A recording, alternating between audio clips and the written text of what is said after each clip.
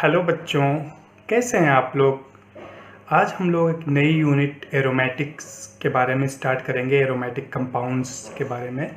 तो basically aromatic compound क्या होते हैं, तो ऐसे हाइड्रोकार्बन कंपाउंड जिनमें क्या हो, एरोमेटिक रिंग हो या एल्काइल ग्रुप भी है, हो सकता है। तो एरोमेटिक रिंग क्या होती है, बेसिकली एरोमेटिक रिंग आपकी 6 कार्बन की एक रिंग होती है जिसमें जो डबल बॉन्ड्स हैं वो मूव करते रहते हैं। बेसिकली डबल बॉन्ड इस पे भी हो सकता है, ये स्ट्रक्चर भी है कि डबल बॉन्ड इस कार्बन से भी अटैच हो सकता है, इससे ये स्ट्रक्चर हो सकता है। तो क्योंकि डबल बॉन्ड ये सब पे लोकलाइज्ड होता है तो इसलिए इस तरह इस रिंग को शो कर सकते हैं। तो aromatic rings, basically aromatic compounds कौन से हैं, तो ऐसे कंपाउंड्स जिसमें क्या हो, आपके एरोमेटिक रिंग्स हों।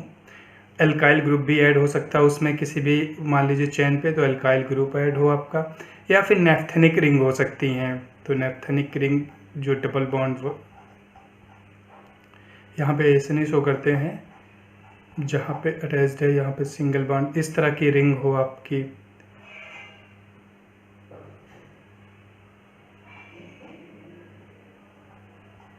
तो नेफ्थेनिक रिंग हो आपकी, एरोमेटिक रिंग हो या अल्काइल ग्रुप हो, और उनका जो केमिकल फार्मूला बन रहा है उसमें सेम नंबर ऑफ कार्बन हो, सेम नंबर ऑफ मॉलिक्यूल्स हो जो एरोमेटिक्स में डिफाइंड किए गए हैं कि एरोमेटिक कंपाउंड कौन होते हैं। तो बेसिकली क्या है कि ऐसे सारे कंपाउंड्स जिसमें एरोमेटिक रिंग हो या नेफ्थेनिक रिंग हो, in addition to alkyl group भी हो सकता है उसमें ऐड, और उसमें जो मॉलिक्यूल्स, नंबर ऑफ मॉलिक्यूल्स हों वो एरोमेटिक कंपाउंड्स में मॉलिक्यूल्स जो होते हैं उसके बराबर हों। तो ये थोड़ा सा डिफ़िकल्ट सा लग रहा है, कई चीज़ें हम लोग मेंशन कर रहे हैं। तो सिंपली हम लोग क्या कह सकते हैं कि एरोमेटिक ऐसे कंपाउंड्स हैं जो बेंजीन रिंग उनके अंदर होती है। ये बेंजीन रिंग इसमें भी देखेंगे तो बेंजीन रिंग नेफ्थेनिक भी कंपाउंड में आ जाएगी। तो बेंजीन रिंग हो सकती है, उसमें एक से ज़्यादा हो सकती है। जैसे ये वाली हमने कंसीडर कर लिया नेफ्थलीन के लिए, तो एक से ज़्यादा हो गई। और ये उस तरह के सिमिलर स्ट्रक्चर हो सकते हैं। तो एरोमेटिक कंपाउंड क्या हैं, ऐसे कंपाउंड्स हैं जिसमें एक बेंजीन रिंग होती है या एक से ज़्यादा रिंग हो सकती हैं और उनका सिमिलर स्ट्रक्चर वाली रिंग हो सकती हैं। तो वो अपनी बेसिकली क्या हुई, वो उनको बोलते हैं एरोमेटिक। तो जो ये एरोमेटिक्स होते हैं, इसमें जो पाई ऑर्बिटल्स के ओवरलैप की वजह से इनकी स्टेबिलिटी बहुत ज़्यादा होती है। जो ये जो फॉर्म साइक्लिक कंपाउंड फॉर्म कर रहे हैं, एक रिंग फॉर्म हो रही है, तो इसमें पाई ऑर्बिटल्स जो है ना, उनके ओवरलैप की वजह से स्टेबिलिटी बहुत ज़्यादा होती है एरोमेटिक्स की। तो एरोमेटिक्स की स्टेबिलिटी ज़्यादा होती है तो बेसिकली वो रिएक्शंस क्या करेंगे, रिएक्शंस बहुत कम देंगे। तो वो एडिशन रिएक्शन तो बहुत ही कम देते हैं। एडिशन रिएक्शन का मतलब कोई कंपाउंड आके इस कार्बन से ऐड हो जाए, मतलब कार्बन से ऐड हो जाए और रिंग को ब्रेक कर दे, तो ऐसे रिएक्शंस बहुत ही कम होते हैं क्योंकि हाईली स्टेबल स्ट्रक्चर है, तो उसको ब्रेक करने में एनर्जी की रिक्वायरमेंट बहुत ज़्यादा होगी। तो ऐसे रिएक्शंस बहुत ही कम देखने को मिलती हैं। फिर रिएक्शंस कौन सी इसमें होंगी, इसमें बेसिकली सब्स्टिट्यूशन रिएक्शन होगी।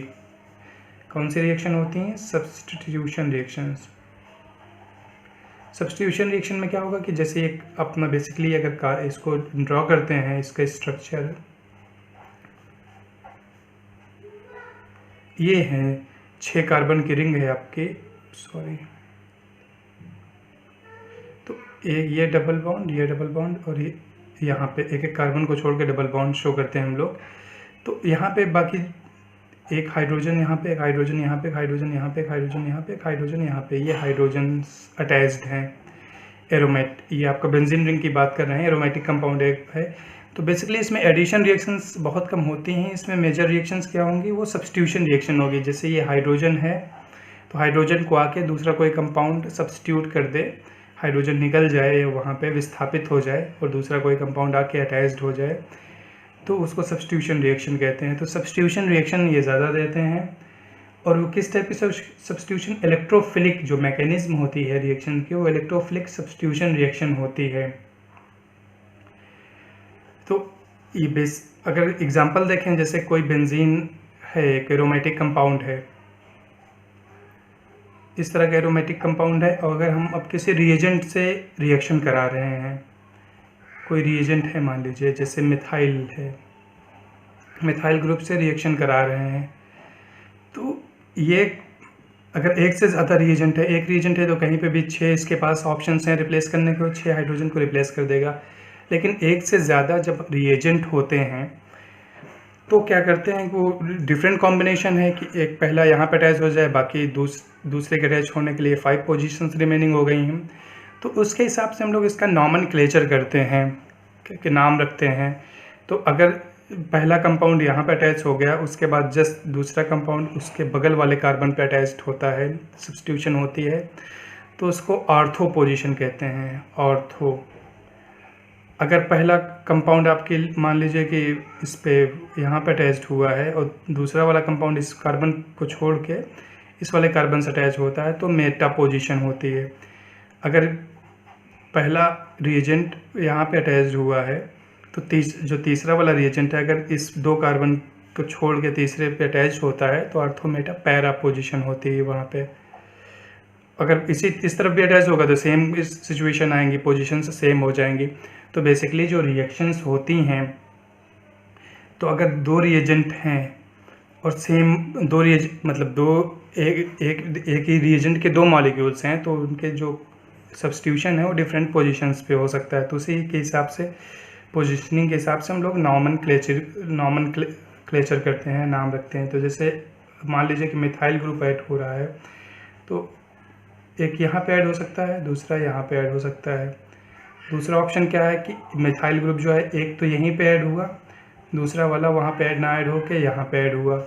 तीसरी पॉसिबिलिटी आपकी क्या बनी कि एक यहाँ पे ऐड हुआ था मिथाइल ग्रुप, तीसरा जो है ना एकदम जस्ट अपोजिट डायरेक्शन में 2 कार्बन को छोड़ के अटैच हो रहा है, तो इसको हम लोग क्या बोलते हैं, ऑर्थो। और एक किसका स्ट्रक्चर है, जाइलीन का है, तो इसका नाम पढ़ेंगे हम लोग ऑर्थोजाइलीन, मेटाजाइलीन, पैराजाइलीन। और इसका जो IUPAC नोमेनक्लेचर करेंगे तो क्या कहेंगे, 1 यहाँ से नंबरिंग स्टार्ट करेंगे, 1 2 ये कौन से हैं, डाई, 2 बार है तो डाई, मिथाइल, और किस स्ट्रक्चर पे लगे हुए हैं, बेंजीन पे। तो इसको क्या पढ़ेंगे, 1 3 डाई मिथाइल बेंजीन। इसको क्या पढ़ेंगे, 1 2 3 4 1 4 डाई मिथाइल बेंजीन। तो इस तरह इनका हम लोग नॉमेनक्लेचर करते हैं, नाम पढ़ते हैं इसका। और अब इसकी प्रॉपर्टीज़ के बारे में आए, एरोमेटिक्स की प्रॉपर्टीज़ कैसे होती हैं बेसिकली।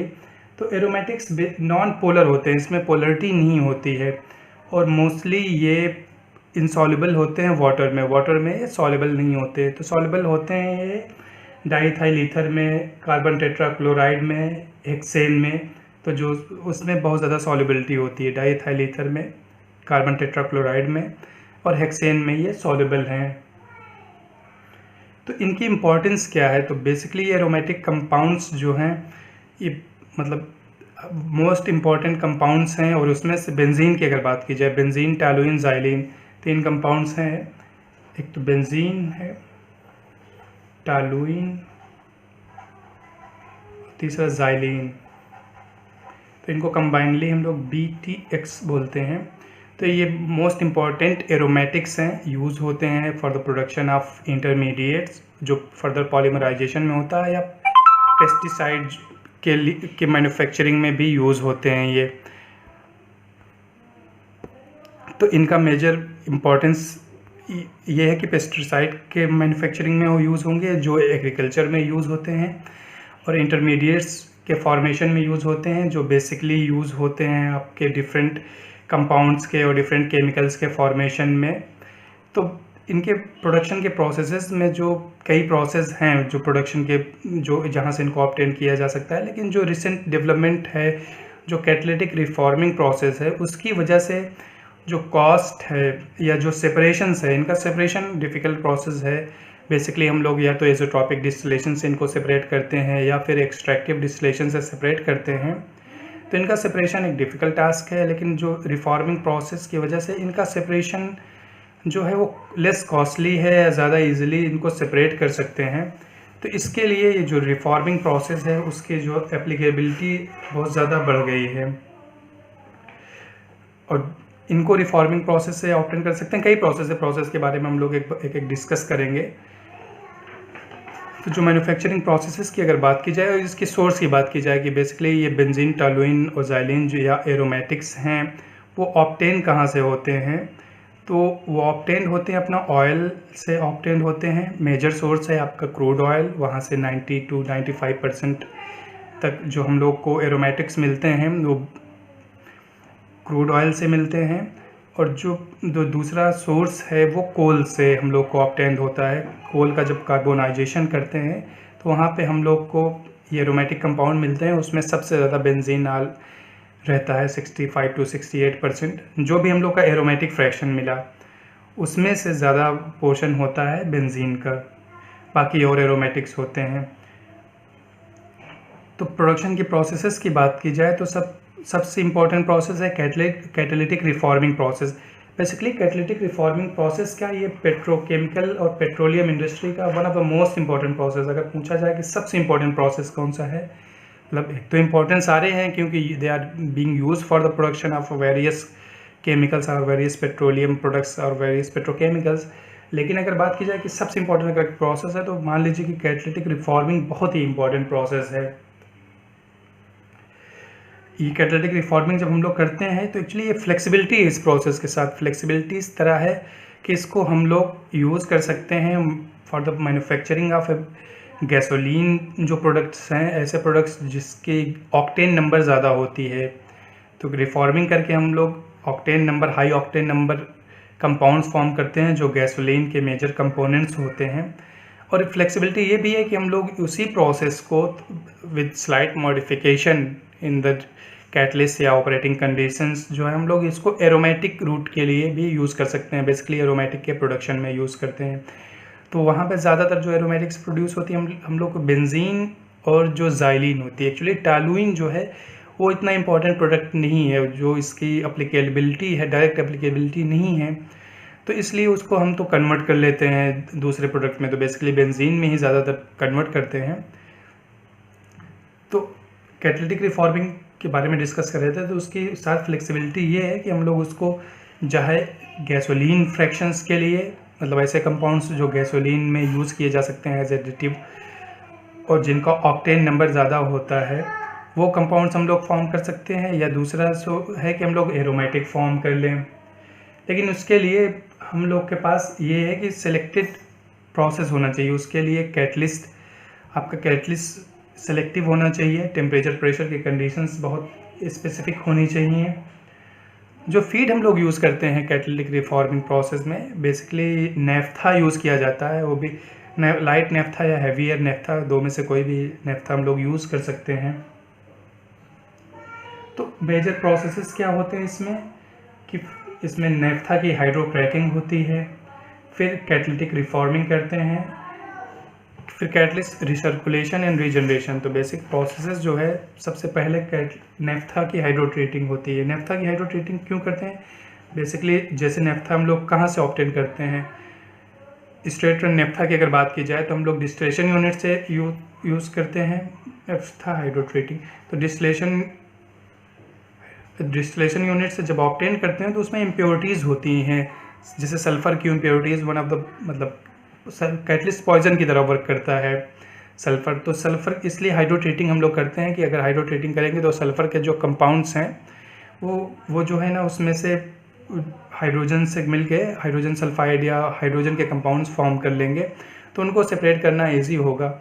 अदरवाइज़ ये जो है ना कैटलिस्ट को पॉइजन कर देते हैं। तो स्टेप्स क्या आते हैं उसमें, सबसे पहले हम लोग को नेफ्था की हाइड्रोट्रेटिंग करनी पड़ती है, फिर कैटालिटिक रिफॉर्मिंग करने पड़ते हैं। उसके बाद फिर कैटलिस्ट, क्योंकि हैवियर कंपाउंड्स हैं इसमें कुछ तो कोक का डिपोजिशन होता है, कार्बन का फॉर्मेशन होता है, तो कैटलिस्ट को हम लोग को रीजनरेट और रिसर्कुलेट करते रहना पड़ता है। उसके बाद जो हम लोग रिफॉर्मिंग से बन गया ये जो अपना एरोमेटिक्स है, उसके बाद जो मेजर स्टेप्स इन्वॉल्व होते हैं वो हैं इसकी रिकवरी की या सेपरेशन की। तो सेपरेशन में जैसे हम लोग प्रेशर स्विंग एड्जॉर्प्शन यूज़ करते हैं सेपरेशन के लिए, या बेंजीन टॉलुइन ज़ाइलिन का सेपरेशन करते हैं। फिर ज़ाइलिन फ्रैक्शनेशन आता है। बेसिकली ज़ाइलिन फ्रैक्शनेशन में क्या करते हैं, तीनों ज़ाइलिन्स को जो है ना हम लोग सेपरेट करते हैं। कौन से, ऑर्थोज़ाइलिन, मेटाज़ाइलिन और पैराज़ाइलिन। जब ये अभी हम लोग तीनों देख रहे थे तो ऑर्थोज़ाइलिन, मेटाज़ाइलिन, पैराज़ाइलिन, क्योंकि तीनों का इंपॉर्टेंस अलग है, तीनों अलग अलग जगह यूज़ की जाती हैं अलग अलग प्रोडक्ट के लिए, तो इसलिए इन तीनों को सेपरेट करना होता है। अब इनको पैराज़ाइलिन को और मेटाज़ाइलिन को हम लोग जो है सेपरेट कर सकते हैं क्रिस्टलाइजेशन एड्सॉर्प्शन प्रोसेस से। तो बेसिकली जो आपका कैटालिटिक रिफॉर्मिंग प्रोसेस होगा उसमें जो मेजर स्टेप्स जैसे हैं कि उसमें हम लोग पहले आपको नेफ्था की हाइड्रोट्रेटिंग करेंगे, फिर कैटालिटिक रिफॉर्मिंग करेंगे। कैटालिटिक रिफॉर्मिंग में टेम्परेचर का कंट्रोल बहुत इंपॉर्टेंट है, टेम्परेचर को हम लोग कैसे कंट्रोल करेंगे। उसके बाद फिर एक बार रिफॉर्मिंग से रिफॉर्मेट आपके बन गए, प्रोडक्ट्स बन गए, तो वहाँ से फिर सेपरेशन आता है। तो सेपरेशन में हम लोग चाहे प्रेशर स्विंग एड्सॉर्प्शन यूज़ करें, फिर या BTX सेपरेशन के रूट्स यूज़ करें, या फिर ज़ाइलिन फ्रैक्शनेशन यूनिट एक होती है उसमें, जहाँ पे तीनों ज़ाइलिन्स मतलब ऑर्थो, मेटा और पैराज़ाइलिन को सेपरेट करते हैं। तो one of the most important processes में है, अप्रॉक्सीमेटली 30 to 35% एज्यूम कर लीजिए, उससे भी ज़्यादा इसका शेयर है और एरोमेटिक्स के प्रोडक्शन में। उसके बाद हम लोग एक high steam cracking of naphtha या लाइट हाइड्रोकार्बन हम लोगों ने पढ़ा था, जिसमें हम लोग या तो नेफ्था को या जो लाइट हाइड्रोकार्बन जैसे हैं आपके प्रोपिलीन, ब्यूटिलीन या प्रोपेन, ब्यूटेन को हम लोग जब क्रैकिंग करते थे तो वहाँ से भी एक आपका एरोमेटिक्स फॉर्म होता था। वो टारगेट नहीं होता था हम लोग का एरोमेटिक फॉर्म करना वहाँ से तो हम लोग को ओलिफिन्स फॉर्म करना टारगेट होता था। लेकिन उस प्रोसेस में आपका ये पायरोलिसिस गैसोलीन एक कंपोनेंट बनता है। पायरोलिसिस गैसोलीन में जो है ना 65 to 70% एरोमेटिक्स होती हैं। तो एक रूट ये भी है आपका स्टीम क्रैकिंग ऑफ नेफ्था है। और solvent extraction of distillate fractionation, जैसे हम लोग डिस्टिलेशन करते हैं क्रूड ऑयल का तो उसमें डिफरेंट फ्रैक्शंस मिलते हैं, तो वहाँ से भी हम लोग थोड़ा बहुत ऑब्टेन कर सकते हैं सॉल्वेंट एक्सट्रैक्शन से। और एक प्रोसेस है हाइड्रो डी अल्काइलेशन से। तो जो एरोमेटिक्स कंपाउंड्स ऑलरेडी हैं, जैसे आपका टालुइन है, तो टालुइन से हम लोग फर्दर जो है ना उसके जो टालुइन में क्या CH3 है, मेथाइल एल्काइल ग्रुप है, तो क्या करते हैं हम लोग हाइड्रोजन की हेल्प से डी अल्काइलेशन कर देते हैं, अल्काइल ग्रुप को रिमूव कर देते हैं, तो हम लोग को वहाँ पे एरोमेटिक मिल जाता है। तो अब हम लोग बेंजीन के बारे में पढ़ेंगे। जो बेंजीन जो है one of the most simplest और वर्साटाइल एरोमेटिक है। इसका मेजर यूज़ केमिकल इंटरमीडिएट और पेस्टिसाइड के फॉर्मेशन में होता है, और वेरियस केमिकल्स की मैन्युफैक्चरिंग में ये एज ए इंटरमीडिएट वर्क करता है। तो देखते हैं हम लोग बेसिकली कि बेंजीन के कौन कौन से डेरिवेटिव हैं और उनका क्या एप्लीकेशन है। तो जो पहला डेरिवेटिव, पहला मतलब in the sense of serial number नहीं है, डेरिवेटिव जैसे हम देखें तो क्यूमीन है। जो क्यूमीन फर्दर जो हम लोग को फिनॉल और एसीटोन देता है। तो फिनॉल जो है एक इम्पॉर्टेंट केमिकल कंपाउंड है या केमिकल पेट्रोकेमिकल है, जिसका यूज़ जो है एडिपिक एसिड बनाने में, एनिलीन में, bisphenol A, caprolactam is important chemical petrochemical, phenolic resins बनाने में, पेस्टिसाइड में, डाइज के फॉर्मेशन में, रबर्स में, रबर के केमिकल्स, वेरियस जो रबर केमिकल बनते हैं उसमें फॉर्मेशन में यूज़ होता है। एसीटोन का यूज़ हम लोगों ने देख ही लिया है कि MIBK था, मेथाइल आइसोब्यूटाइल कीटोन, मेथाइल मेथाक्राइलेट, ये भी इम्पॉर्टेंट केमिकल है। हम लोग फर्दर इसके बारे में पढ़ेंगे, मेथाइल मेथाक्राइलेट के बारे में। सॉल्वेंट मेथाइल आइसोब्यूटाइल कार्बिनॉल के मैन्युफैक्चरिंग में होता है। तो क्यूमीन जो एक इम्पॉर्टेंट डेरिवेटिव है। इसी तरह साइक्लोहेक्सेन है, साइक्लोहेक्सेन के से भी कैप्रोलैक्टम बनता है। नायलॉन 6 है, नायलॉन 6 इम्पॉर्टेंट केमिकल हैं, ये यूज़ इसके मैन्युफैक्चरिंग में साइक्लोहेक्सेन का यूज़ होता है। साइक्लोहेक्सेन बेसिकली इसमें क्या हुआ, बेंजीन रिंग जो आपका डबल बॉन्ड था उसमें हाइड्रोजनेशन से उसको ख़त्म कर दिया, तो साइक्लोहेक्सेन हम लोग को मिल गया। उसके बाद लीनियर अल्काइल बेंजीन, तो क्यूमीन मोस्ट इम्पॉर्टेंट, साइक्लोहेक्सेन उससे कम। लेकिन जो लीनियर अल्काइल बेंजीन है ये रिवोल्यूशनाइज कर दिया है लीनियर अल्काइल बेंजीन ने पूरा डिटर्जेंट इंडस्ट्री। तो बहुत इंपॉर्टेंट एप्लीकेशन है लीनियर अल्काइल बेंजीन का डिटर्जेंट इंडस्ट्री में। तो ये इंपॉर्टेंट डेरिवेटिव है लीनियर अल्काइल बेंजीन हम लोग के लिए। फिर उसके बाद देखें तो हम लोग का मैलिक एनहाइड्राइड, ये भी इम्पॉर्टेंट डेरिवेटिव है। ये लुब्रिकेटिंग ऑयल एडिटिव में यूज़ होता है, कोपॉलीमर बना के कई और कंपाउंड्स के साथ दूसरे केमिकल्स बनाते हैं। एग्रीकल्चर केमिकल में बेसिकली पेस्टिसाइड वगैरह में बनाने में काम आता है।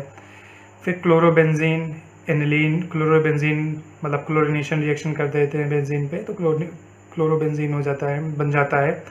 तो एनिलीन के बनाने में फिनॉल इससे भी बनाया जा सकता है। DDT एक केमिकल था पहले, एग्रोकेमिकल, अब जो है इसका यूज़ बैन कर दिया गया है, लेकिन DDT बना के फॉर्मेशन में यूज़ होता था क्लोरोबेंजीन, तो क्लोरोनाइट्रोबेंजीन है। जो नेक्स्ट अगर इम्पोर्टेंट हम लोग केमिकल देखें तो एथाइल बेंजीन भी बहुत इम्पोर्टेंट आपका ये एरोमेटिक केमिकल है जो स्टायरीन बनाने में यूज़ होता है। और हमने देखा कि स्टायरीन का जो यूज़ होता है बेसिकली रबड़ बनाने में या पॉलीस्टायरीन बनाने में यूज़ होता था। जैसे हम लोगों ने देखा था कि स्टायरीन ब्यूटाडाइन रबड़, SBR, एक्राइलोनाइट्राइल ब्यूटाडाइन स्टायरीन, और स्टायरीन एक्राइलोनाइट्राइल, ये सब रेजिन्स थे। प्लास्टिक बनाने में यूज़ होता है, रबड़ बनाने में यूज़ होता है। पॉलीस्टरीन जो क्लॉथ में यूज़ होता है एज ए क्लॉथ, तो ये इसका बहुत ज़्यादा एप्लीकेशन है। तो हमारे इम्पोर्टेंस अगर हम लोग देखें डेरिवेटिव्स तो क्यूमीन हो गया, क्योंकि फिनॉल और एसीटोन बनाने में यूज़ हो रहा है। साइक्लोहेक्सेन जो है ना, नायलॉन 6 बनाने में, कैप्रोलैक्टम बनाने में यूज़ होता है। लीनियर अल्काइल बेंजीन, पूरा डिटर्जेंट इंडस्ट्री उसी पे डिपेंडेंट है। मैलिक एंहाइड्राइड जो लुब्रिकेटिंग के ऑल एडिटिव्स हैं, एग्रीकल्चरल केमिकल्स हैं। क्लोरोबेंजीन जो है DDT बनाने में यूज़ होता है, एनिलीन बनाने में यूज़ होता है।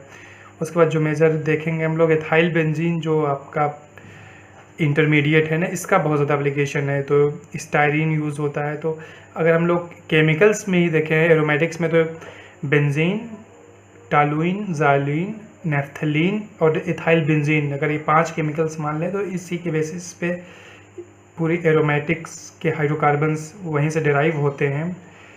तो बहुत ज़्यादा यूज़ है एथाइल बेंजीन का, क्योंकि स्टायरीन बना रहे हो। स्टायरीन जो है प्लास्टिक बनाने में और रबड़ बनाने में यूज़ होती है। तो फर्दर इसका देखते हैं कि कौन से मैन्युफैक्चरिंग प्रोसेसेस हैं जिससे हम लोग बेंजीन को इंडस्ट्रियली मैन्युफैक्चर कर सकते हैं।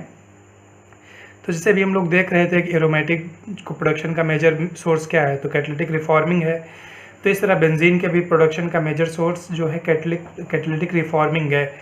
अराउंड 30% जो वर्ल्ड वाइड बेंजीन का प्रोडक्शन होता है वो कैटालिटिक रिफॉर्मिंग के थ्रू ही होता है।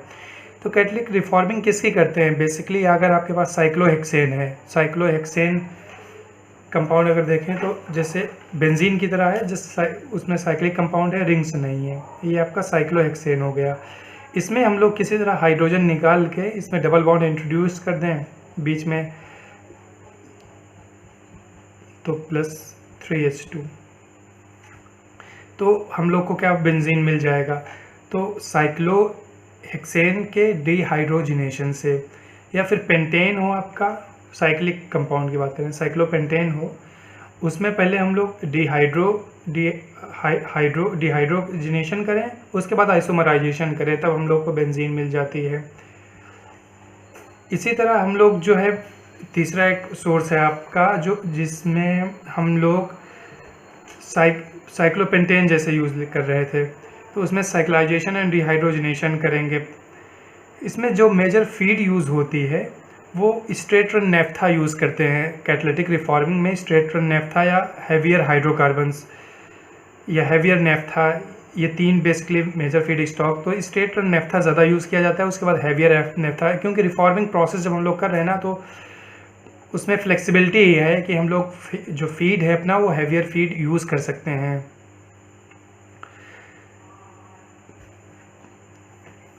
तो हम लोगों ने देखा कि 3 चीज़ों से हम लोग बेसिकली बना रहे थे कैटालिटिक रिफॉर्मिंग में बेंजीन। तो साइक्लोहेक्सेन जो था उसके डिहाइड्रोजिनेशन से, उसके बाद जो पेंटेन था साइक्लोपेंटेन से, उसका पहले डिहाइड्रोजिनेशन फिर आइसोमराइजेशन। तो डिहाइड्रोजिनेशन प्लस आइसोमराइजेशन। फिर अगर हम लोग पैराफिन्स करें तो उसमें साइक्लाइजेशन हम लोग को करते हैं। पहले पैराफिन्स जो नॉर्मल पैराफिन्स हैं उनको साइक्लिक कंपाउंड में कन्वर्ट करेंगे। तो तीसरा जो अपना सोर्स है उस पैराफिन्स जो हैं, पैराफिन्स क्योंकि नॉर्मल चेन होती हैं, ये ओपन रिंग कंपाउंड्स होते हैं, तो पहले हमको साइक्लाइजेशन करेंगे, हम लोग उसको साइक्लिक कंपाउंड में बनाएंगे, साइक्लाइजेशन। तो जब साइक्लिक कंपाउंड बन जाएंगे तो फिर डिहाइड्रोजिनेशन करेंगे या डिहाइड्रोजिनेशन कर देंगे। तो साइक्लाइजेशन फॉलोड बाय डिहाइड्रोजिनेशन। तो हम लोग ये किसका, पैराफिन्स का। तो हम लोग अगर हेक्सेन ले रहे हैं, कौन सा, साइक्लिक हेक्सेन, साइक्लोहेक्सेन बोलेंगे इसको, साइक्लोहेक्सेन को डिहाइड्रोजिनेशन कर देंगे। पेंटेन ले रहे हैं, कौन सा, साइक्लिक पेंटेन है, साइक्लिक कंपाउंड है, उसमें पहले हम लोग क्या करेंगे, पहले हम लोग रिहाइड्रोजनेशन करेंगे, फिर आइसोमराइजेशन करेंगे।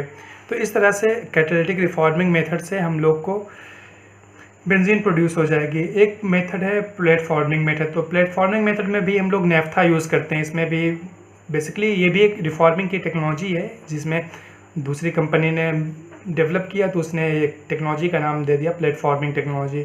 तो इसमें बेसिकली नेफ्था फीड स्टॉक करते हैं। नेफ्था क्या होता है, लाइट नेफ्था भी हो सकता है, हैवी नेफ्था भी हो सकता है, स्ट्रेटन नेफ्था भी हो सकता है। तीनों टाइप के नेफ्था यूज़ कर सकते हैं इसमें।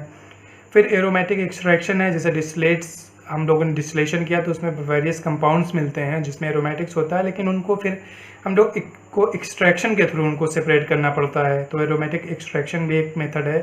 तो उसमें जैसे वेरियस ये सॉल्वेंट है जो एक्सट्रैक्शन के लिए यूज़ होते हैं, जैसे डाई एथिलीन ग्लाइकॉल DEG है, लिक्विड SO2 है, टेट्रामिथाइल सल्फोन है जिसको सल्फोलेन भी बोलते हैं। तो एरोमेटिक एक्सट्रैक्शन कर सकते हैं। फिर नेक्स्ट मेथड में आता है हम लोग का टॉलुइन डिहाइड्रो अल्काइलेशन। तो इसमें टॉलुइन का बेसिकली टॉलुइन में मिथाइल ग्रुप लगा होता है, तो डी अल्काइलेशन, तो हाइड्रोजन की हेल्प से हम लोग डी अल्काइलेशन अल्काइल ग्रुप को वहाँ से रिमूव करते हैं टॉलुइन से। तो ये dehydro alkylation process, hydro D alkylation process हो गया। ये वर्ल्ड वाइड अप्रॉक्सीमेटली 25 to 30% ये भी प्रोसेस यूज़ होता है बेंजीन के मैन्युफैक्चरिंग में। फिर एक ट्रांस अल्काइलेशन प्रोसेस है। ट्रांस अल्काइलेशन प्रोसेस में क्या करते हैं हम लोग, 2 मोल्स लेते हैं टॉलुइन के और उससे एक मोल हम लोग बनाते हैं बेंजीन का, 1 मोल बनाते हैं हम लोग ज़ाइलिन का। ज़ाइलिन में मिक्स्ड होगा, पैरा ज़ाइलिन भी होगा, मेटाज़ाइलिन भी होगा और ऑर्थोज़ाइलिन भी होगा, तो मिक्स कंपाउंड होगा। तो इस प्रोसेस को जब 2 मॉलिक्यूल्स हम लोग टॉलुइन का लेके एक मॉलिक्यूल बेंजीन का और एक मॉलिक्यूल ज़ाइलिन का बनाते हैं, तो इस प्रोसेस को ट्रांस अल्काइलेशन बोलते हैं। तो हम लोग ट्रांस अल्काइलेशन से भी बेंजीन बना सकते हैं। फिर पायरोलिसिस गैसोलीन हम लोगों ने अभी जिस एरोमेटिक का डिस्कशन कर रहे थे उसमें देखा था कि जब हम लोग नेफ्था फीड स्टॉक कर ले रहे थे और या आपका लाइटर हाइड्रोकार्बन्स ले रहे थे जैसे प्रोपेन ब्यूटेन ले रहे थे, तो वहाँ से जब हम लोग ओलिफिन्स बना रहे थे तो उसके मैन्युफैक्चरिंग में जब नेफ्था की क्रैकिंग कर रहे थे तो एक फ्रैक्शन हमें मिल रहा था पायरोलिसिस गैसोलीन। बेसिकली उसमें जो है ना 65 to 70% जो है एरोमेटिक हाइड्रोकार्बन्स होते थे और उसमें जो मेजर कंपोजिशन होता है वो बेंजीन का होता है। तो पायरोलिसिस गैसोलीन भी एक तरीका हो सकता है बेंजीन की मैन्युफैक्चरिंग का। तो बेसिकली हम लोग जो पढ़ेंगे इसमें रिफॉर्मिंग प्रोसेस आप लोगों ने अच्छे से पेट्रोलियम रिफाइनरिंग में पढ़ रखा होगा। हम लोग इंटरेस्टेड हैं toluene hydro D alkylation process के बारे में पढ़ने में। तो बेसिकली इसमें क्या होता है, टॉलुइन लेते हैं, टॉलुइन का ये केमिकल फार्मूला होता है। टॉलुइन बेसिकली अपना क्या है, ये बेंजीन है, उसके ऊपर एक CH3 लगा होता है। तो हाइड्रो डी अल्काइलेशन, तो हाइड्रोजन का एडिशन होता है, तो हाइड्रो डी अल्काइलेशन होता है, मतलब हाइड्रोजन की हेल्प से डी अल्काइलेशन अल्काइल ग्रुप को निकाला जाता है। तो अल्काइल ग्रुप निकलेगा तो यहाँ CH3 से क्या बना लेगा आपका एक हाइड्रोजन मीथेन बना लेगा आपका, प्लस बेंजीन बन जाएगा। तो ये रिएक्शन हो गई। बेसिकली हम लोग क्या ले रहे हैं, टॉलुइन ले रहे हैं, हाइड्रोजन की हेल्प से हम लोग डी अल्काइलेशन कर रहे हैं।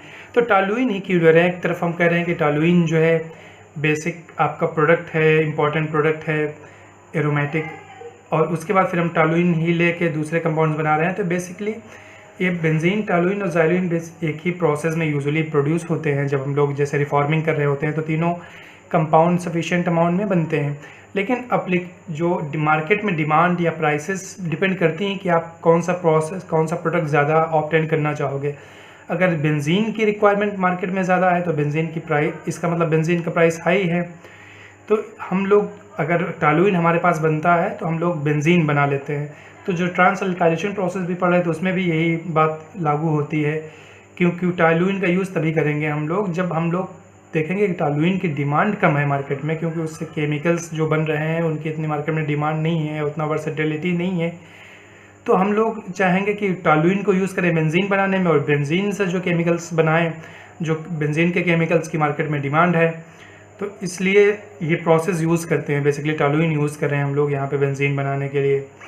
तो ऑपरेटिंग कंडीशंस कैसी होंगी, ये हायर टेम्परेचर रिएक्शन है 600 to 650 डिग्री सेल्सियस पे होती है और प्रेशर भी 35 to 40 एटमॉस्फेरिक प्रेशर हम लोग को रखना पड़ता है।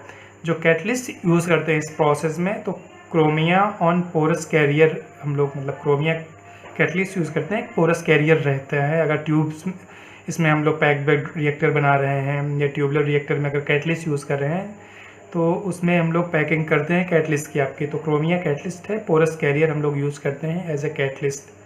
तो प्रोसेस फ्लो शीट अब हम लोग देखते हैं। Using the hydrodealkylation route. तो बेसिकली हाइड्रो और हाइड्रा दो वर्ड है। तो हाइड्रो मीन्स हाइड्रोजन के लिए यूज़ किया जाता है, हाइड्रा जो है वाटर के लिए यूज़ किया जाता है। तो यहाँ पे हम लोग हाइड्रो डी अल्काइलेशन रूट पढ़ रहे हैं, जिसमें वो बेसिकली हाइड्रो मीन्स आपका हाइड्रोजन यूज़ होना है। तो रिएक्शंस बेसिकली हमने देख ली कि ये रिएक्शंस क्या होगी, आपकी टॉलुइन से हाइड्रोजन रिएक्ट करके बेंजीन बनाएगा प्लस मेथेन बनती है। तो प्रोसेस अपना कैसा होता है, प्रोसेस में सबसे पहले अपने रॉ मटेरियल लेंगे, फीड लेंगे। फीड हम लोग का क्या है, टॉलुइन है या जो दूसरे एरोमेटिक्स हैं, हैवियर फ्रैक्शंस हो सकते हैं। तो एल्काइलेटेड एरोमेटिक फीड बेसिकली उसमें एल्काइल ग्रुप ऐड होना चाहिए वो, और एरोमेटिक्स होने चाहिए। ये हमारा दो मेजर कंसर्न है फीड के बारे में।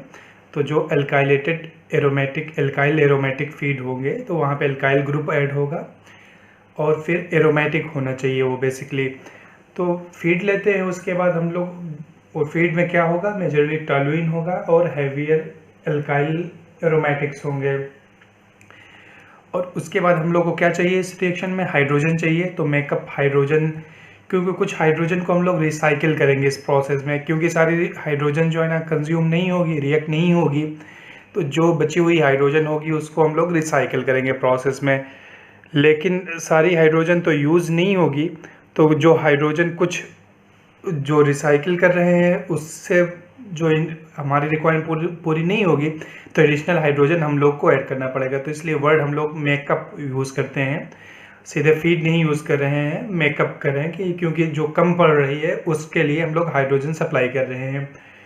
तो उसके क्योंकि ये रिएक्शन हमने देखा कि टेम्परेचर जो होगा रिएक्शन का ऑलमोस्ट 600 to 650 डिग्री सेल्सियस होता है। तो हम लोग इसको कंप्रेस करते हैं पहले, उसके बाद हीट करते हैं। हीट जो करते हैं वो इंटीग्रेशन मेथड यूज़ करते हैं। इंटीग्रेशन मतलब एक इंडस्ट्री में जब तक हीट का इंटीग्रेशन नहीं करते हैं प्रॉपर, तब तक वो प्रोसेस बहुत इफ़िशिएंट नहीं होता। तो प्रोसेस को इफ़िशिएंट करने के लिए हम अगर कोई एक हॉट स्ट्रीम निकल रही है, एक ऐसी स्ट्रीम निकल रही है जो बहुत हॉट है, तो हम उस स्ट्रीम को बेसिकली यूज़ कर लेते हैं दूसरी स्ट्रीम को, जो दूसरी कोल्ड स्ट्रीम है उसको हीट करने के लिए। तो जो फीड की स्ट्रीम थी अपनी, तो उसको यहाँ पे हमने हीट किया तो वेपराइज हो गई अपनी हीट। ये यहाँ पे हीट कर लिया हीट एक्सचेंजर में। हीट वो जो हॉट स्ट्रीम आ रही थी वो कहाँ से आ रही थी, रिएक्टर से आ रही थी। तो उसको भी हम लोग देखेंगे रिएक्टर में क्या होती है, उसके बाद हीट कितना हो जाती है। तो इसको हम लोगों ने प्री हीट कर लिया, लेकिन प्री हीट जो है ना सफिशिएंट नहीं होगी, क्योंकि 650 डिग्री सेल्सियस है। तो जो हीट रिएक्टर से जो स्ट्रीम्स निकल रही हैं वो सफिशिएंट नहीं होंगे कि इसका टेम्परेचर रेस कर दें अप टू 650 डिग्री सेल्सियस। तो उसके बाद फिर हम लोग कहाँ हीट करते हैं, फर्नेस में। फर्नेस में कैसे हीट करेंगे, दो ही ऑप्शन है। तो हम फ्लू गैसेस यूज़ करके हीट करते हैं या तो फ्यूल यूज़ करते हैं, बर्न करते हैं। तो 650 डिग्री सेल्सियस ज़्यादा टेम्परेचर है, तो वहाँ पे जो इफ़िशिएंट हीटिंग होगी या टेम्परेचर जब हम लोग रेस करेंगे तो फ्यूल को बर्न करके हीटिंग करेंगे तो ज़्यादा इफ़िशिएंट हीटिंग होगी। तो हीटेड फीड जो है, जिसमें बेसिकली अल्काइल एरोमेटिक फीड है प्लस हाइड्रोजन है, उसको हम लोग फर्नेस में हीट करने के बाद रिएक्टर में ले जाएंगे। तो रिएक्टर में रिएक्शंस होंगी, ऑब्वियस सी बात है। और ये जो रिएक्टर है वो किस तरह का हो सकता है, या तो पैक्ड बेड रिएक्टर होगा। दो टाइप के रिएक्टर्स यूज़ किए जाते हैं इंडस्ट्री में, एक पैक्ड बेड रिएक्टर होता है और tubular reactor. For this reaction, इस रिएक्शन की हम लोग बात कर रहे हैं जहाँ पे टॉलुइन से बेंजीन बनाते हैं। तो या तो फिक्स बेड रिएक्टर होगा, कैटालिटिक रिएक्टर होगा, या ट्यूबुलर रिएक्टर होगा। ट्यूबुलर रिएक्टर जब हम लोग लेंगे तो नॉन कैटालिटिक रिएक्टर होगा। उसके बाद जब रिएक्शंस होंगी, उसके बाद रिएक्शन हुई, अपना ये टॉलुइन से रिएक्शन करके हाइड्रोजन ने मेथेन बना दिया प्लस बेंजीन बना दिया। लेकिन रिएक्शन का टेम्परेचर बहुत ज़्यादा है 650 डिग्री सेल्सियस। तो उसको हम लोग क्या करें कि उसको हम लोग हीट एक्सचेंज कर लें। तो बहुत ज़्यादा हीटेड ये रहती है, ज़्यादा टेम्परेचर रहता है, तो जो हम लोग को फीड आ रही थी तो उसको हीट कर लेते हैं। तो इससे इसका टेम्परेचर भी कम हो जाता है, क्योंकि इसको टेम्परेचर हमें बेसिकली कम करना है किसी स्टेज पे बाद में सेपरेशन करने के लिए। तो इसका टेम्परेचर भी कम हो जाता है, और दूसरी वाली जो फीड की हीट थी, उसको फीड जो थी उसको हमने हीट कर लिया, तो दोनों काम हमारे हो गए। उसके बाद क्योंकि हीटिंग की है लेकिन सफिशिएंट हीटिंग है नहीं है, मतलब उसको कूल किए, सॉरी, जो प्रोडक्ट की स्ट्रीम आ रही है उसको हमने कूल किया, लेकिन वो हीट एक्सचेंज से उतना ज़्यादा कूल नहीं होती जितना सेपरेशन के लिए हमको चाहिए होता है। तो फिर क्या करते हैं, वाटर कूलर से हम लोग और इसको स्ट्रीम को कूल कर लेते हैं, फर्दर कूल कर लेते हैं। अब हम लोग को यहाँ तक रिएक्शन का पार्ट था, रिएक्टर तक। अब हम लोग आ जाते हैं सेपरेशन पे। देखते हैं कि इसमें फीड में ये जो प्रोडक्ट की स्ट्रीम है उसमें क्या क्या होगा। इसमें एक तो टॉलुइन होगा, अनरिएक्टेड टॉलुइन होगा। साइड रिएक्शंस होंगी तो कुछ और हेवियर एरोमेटिक्स फॉर्म होंगे, जैसे डाइफिनाइल फॉर्म होगा। आपका हाइड्रोजन अनरिएक्टेड होगा, और मेथेन फॉर्म हो रही है वो होगा, मेथेन अवेलेबल होगी इसमें, इस स्ट्रीम में। तो बेसिकली क्या करते हैं हम लोग, इसमें फेज सेपरेशन एक बेहतर ऑप्शन होगा पहले सेपरेट करने के लिए, क्योंकि जो हाइड्रोजन और मेथेन है उनका बॉइलिंग पॉइंट बहुत कम होता है, तो वो जो है ना वेपर फेज में रहती हैं। बाकी जो प्रोडक्ट्स हैं ज़्यादातर हमने कूल कर लिया है, तो वो लिक्विड फेज में होंगे। तो बेसिकली हम फेज सेपरेशन से उनको सेपरेट कर लेंगे, तो फेज सेपरेटर में ले जाएंगे। फेज सेपरेटर में यहाँ से हाइड्रोजन और मेथेन रिमूव हो जाती है, किस फॉर्म में, वेपर फॉर्म में। तो दो ऑप्शंस हैं। जब ये रिमूव हुई तो क्योंकि ये हाइड्रोजन जो है हमारी रॉ मटेरियल है, तो इसको हम लोग कुछ फीड कर देंगे अपने रिसाइकिल स्ट्रीम में। लेकिन जो मेथेन जो है प्रॉब्लम करती है रिएक्शन में, अगर ज़्यादा कंसंट्रेशन बिल्डअप हो जाती है मेथेन की, तो रिएक्शन फॉरवर्ड डायरेक्शन में नहीं होती। बेसिकली जब रिएक्शन फॉरवर्ड डायरेक्शन में नहीं होगी, इसका मतलब हम लोग का जो डिज़ायर प्रोडक्ट है वो फॉर्म नहीं होगा।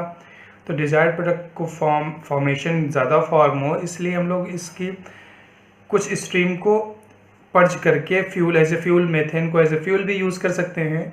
हाइड्रोजन तो फ्यूल है ही, हाइड्रोजन बहुत क्लीनर फ्यूल है।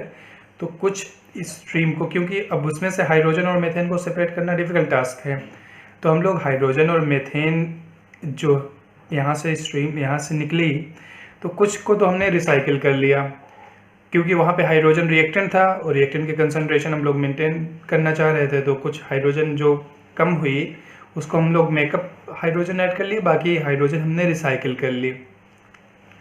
पहले हमने हाइड्रोजन रिसाइकिल की, जो हाइड्रोजन कम पड़ी उसको मेकअप हाइड्रोजन के थ्रू हाइड्रोजन की रिक्वायरमेंट पूरी कर ली। लेकिन मेथेन प्रॉब्लम कर रहा था, हमने जैसे पढ़ा।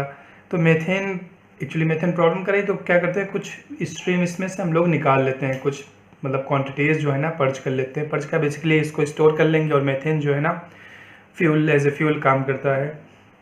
अब जो यहाँ से ये जो वेपर स्ट्रीम थी, यहाँ पे मोर देन, मतलब अच्छी खासी अमाउंट, मोर देन कहिए कि 90% जो वेपर्स हैं हाइड्रोजन की और मेथेन की, वो यहाँ से सेपरेट हो जाती है। लेकिन ये जो फेज सेपरेटर है वो बेसिकली सेपरेशन, उसका प्रिंसिपल क्या है कि ये इक्विलिब्रियम सेपरेटर फैक्टर होता है, इक्विलिब्रियम सेपरेशन फैक्टर होता है, उस पर डिपेंड करता है कि सेपरेशन कितना होना है।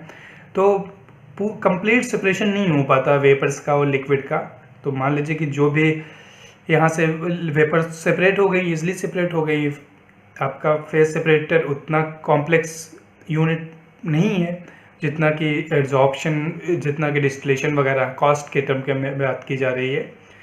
तो जो यहाँ से वेपर्स हमने रिमूव कर ली, और जो लिक्विड स्ट्रीम बची है जिसमें बेसिकली क्या होगा, थोड़ा बहुत गैसेस होंगी, आपका अनरिएक्टेड टॉलुइन होगा, बेंजीन फॉर्म होगी, डाइफिनाइल।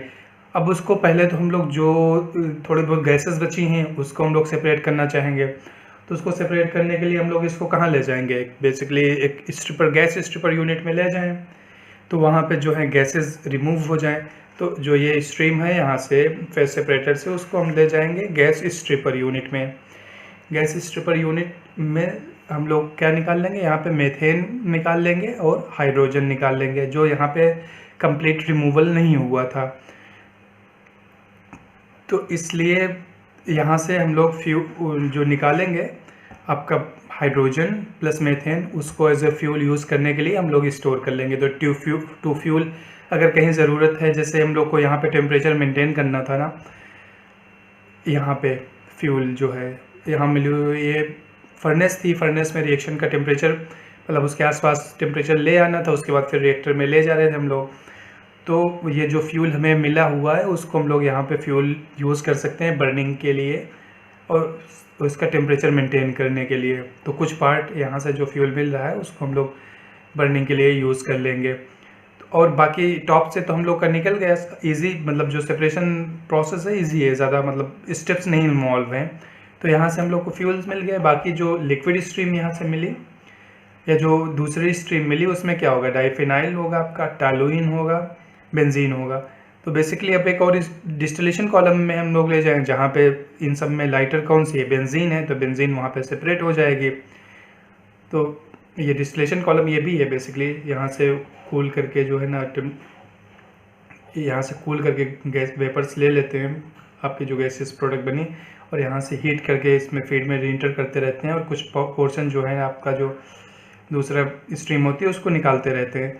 तो यहाँ से हम लोगों ने दूसरी स्ट्रीम जो थी उसको निकाल लिया। अब उसको क्या बेसिकली हम लोग डिस्टिलेशन कॉलम में लेते जाएं, वहाँ पे बेंजीन जो है ना रिकवर हो जाएगी। तो यहाँ नेक्स्ट जो हम लोग कहाँ ले गए, फ्रैक्शनेशन कॉलम में, या बोलिए डिस्टिलेशन कॉलम में। डिस्टिलेशन कॉलम में यहाँ पे बेंजीन जो है ना टॉप से रिकवर हो जाएगी, इजी सेपरेशन होता है डिस्टिलेशन, नॉर्मल डिस्टिलेशन से ये डिस्टिलेट हो जाती हैं। तो यहाँ से हम लोग टॉप से बेंजीन रिकवर कर लेंगे। और बॉटम प्रोडक्ट जो होगा आपका, बॉटम प्रोडक्ट में क्या होगा, रिएक्टेड टॉलुइन होगी और डाइफिनाइल होगा, या और हैवियर एरोमेटिक्स जो फॉर्म हो रहे होंगे रिएक्शन में वो होंगे। तो कुछ पार्ट्स उनका जो है हम लोग रिमूव कर लेते हैं, पर्च कर लेते हैं जो हैवियर एंड्स हैं, और जो बाकी बचा है पर्च करने के, थोड़ा बहुत पर्च करने के बाद उसको, क्योंकि ये फीड इसमें टॉलुइन भी है, टॉलुइन अपना रिएक्टेंट है, तो उसको हम लोग क्या करेंगे, रिसाइकिल कर देंगे, फीड में मिक्स कर देंगे। तो आपका सवाल एक बन जाएगा कि इसको हम लोग पर्ज क्यों कर रहे हैं। बेसिकली यहाँ पे भी तो टॉलुइन है ना, तो इसमें पर्जिंग की नेसेसिटी क्यों आ गई, सारी हम लोग रिसाइकिल क्यों नहीं कर रहे हैं, फीड है वेस्ट हो रही है।